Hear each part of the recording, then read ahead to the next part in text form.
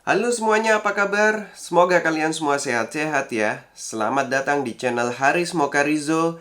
Di video kali ini saya mau bahas tentang keyboard Logitech K375S multi-device dari sudut pandang pengguna Mac. Jadi ceritanya di kantor saya itu ada keyboard Mac Pro teman saya yang rusak.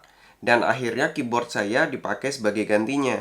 Nah, saya pun cari penggantinya dong untuk komputer saya sendiri. Awalnya saya telepon authorized resellernya Apple untuk menanyakan berapa harga keyboard Mac yang masih menggunakan kabel yang ada numeriknya. Yang dimaksud numerik itu seperti ini ya. Nih, bagian kanan ini disebutnya numerik. Mereka pun jelasin kalau keyboard Mac yang berkabel itu sudah discontinue. Adanya sekarang yang pakai Bluetooth. Kemudian disebutkanlah harganya. Kalau yang warna putih harganya 2,2 juta. Dan untuk yang warna space gray harganya 2,8 juta. Karena kaget harganya yang super luar biasa, wow, awalnya ada pertimbangan apa beli keyboard second aja ya. Tapi saya urungkan niat tersebut karena takutnya kalau second cepat rusak dan tidak ada garansi. Akhirnya saya cari-cari tahu kira-kira pakai keyboard apa ya yang harganya miring dan support Mac. Yang saya maksud support Mac itu seperti ini ya. Ada icon-icon yang Mac user friendly atau familiar seperti ini. Nih, di sini ada comment, alt option seperti ini. Jadi bukan logo Windows ya. Kalau biasanya kan di sini logo Windows.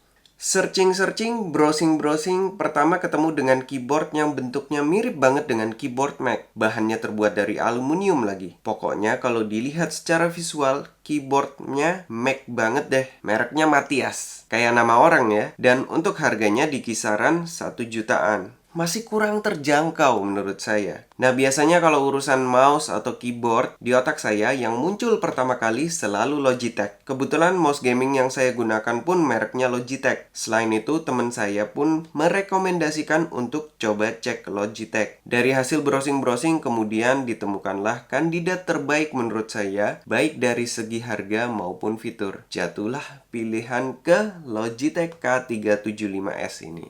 Nah, sekarang kita lihat dulu boxnya ya. Boxnya seperti ini, multi device. Ini ada keterangannya ya. Kita bisa gunakan di Windows, Mac, Chrome OS, Android, dan iOS. Ini tuh saya agak penyok ya. Bagian belakangnya, type and switch between devices, quiet comfortable typing, universal phone and tablet stand, OS adaptif. Terusnya seperti ini.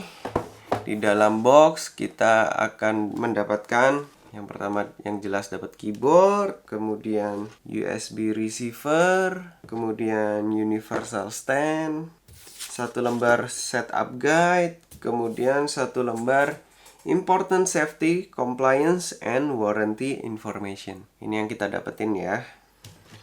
Awal melihat fisik dari keyboard ini full plastik banget ya. Bobotnya pun ringan, walaupun mungkin nggak ngaruh apa-apa karena namanya keyboard untuk komputer desktop seperti ini pasti ditaruh, bukan ditenteng kemana-mana. Untuk powernya menggunakan 2 baterai ukuran A3 yang diklaim bisa digunakan sampai 24 bulan. Kompartemennya di sini ya, ini di bagian belakang. Sayangnya di sini tuh nggak disediain tempat untuk menaruh USB receivernya apabila kita sedang tidak gunakan. Biasanya kan kalau Logitech tuh suka ngasih tempat ya buat naruh dongle, tapi untuk keyboard ini mereka nggak sediain. Kemudian di sini ada tombol on off. Ini sekarang on, ini off. Jadi kayak ada aksen merahnya gini kalau off, kalau on ada aksen warna hijaunya. Selain itu di sini juga terdapat adjustable leg.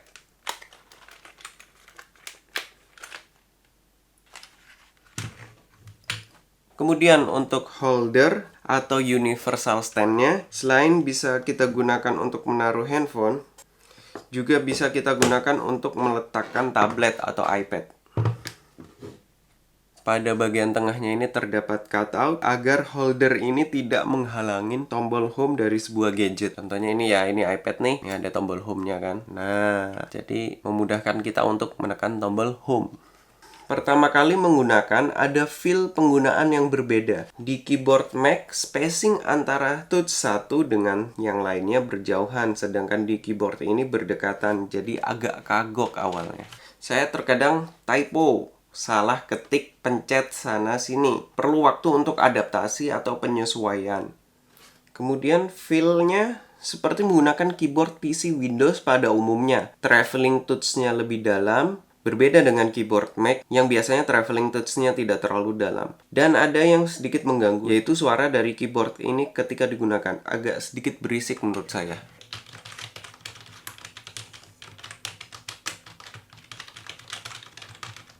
Pada keyboard Mac, biasanya di bagian caps lock selalu ada lampu indikator yang memperlihatkan apakah caps lock sedang menyala atau tidak. Sedangkan di keyboard Logitech K375S ini tidak ada. Jadi kita tahunya apakah caps lock sedang menyala atau tidak, ya dilihat dari hasil ketik di layar komputer. Untuk shortcut multimedia player seperti Previous, Next Track, dan Play Pause bekerja dengan baik. Begitu pula dengan shortcut volume up, volume down, dan mute-nya. Shortcut yang tidak ada salah satunya yaitu brightness up down untuk mengatur kecerahan layar monitor. Padahal ini salah satu shortcut yang biasanya sering digunakan. Di sini tidak tersedia. Sudah saya coba walaupun dengan memencet tombol Fn sekalipun tidak bisa.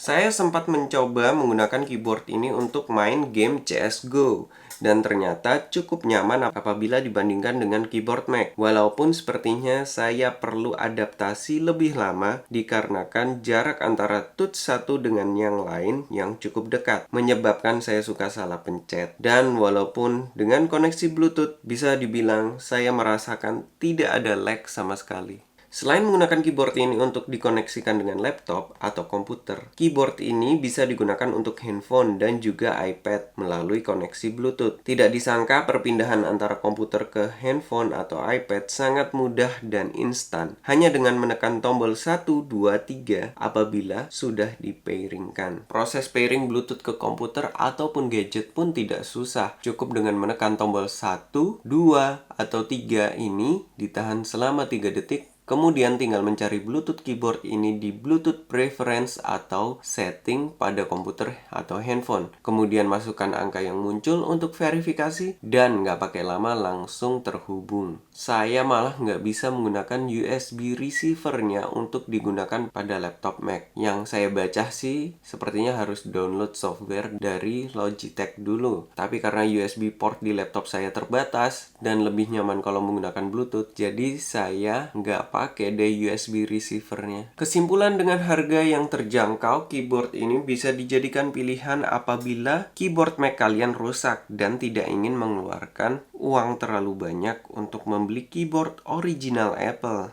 Akan tetapi memang pengalaman menggunakan keyboardnya pasti akan berbeda dengan keyboard dari Apple. Nah, sekian dulu video kali ini. Semoga bermanfaat untuk kalian semua. Jangan lupa ya untuk like, komen, share, dan juga subscribe agar channel ini bisa terus berkembang. Sampai jumpa di video yang lain. Terima kasih. Dadah.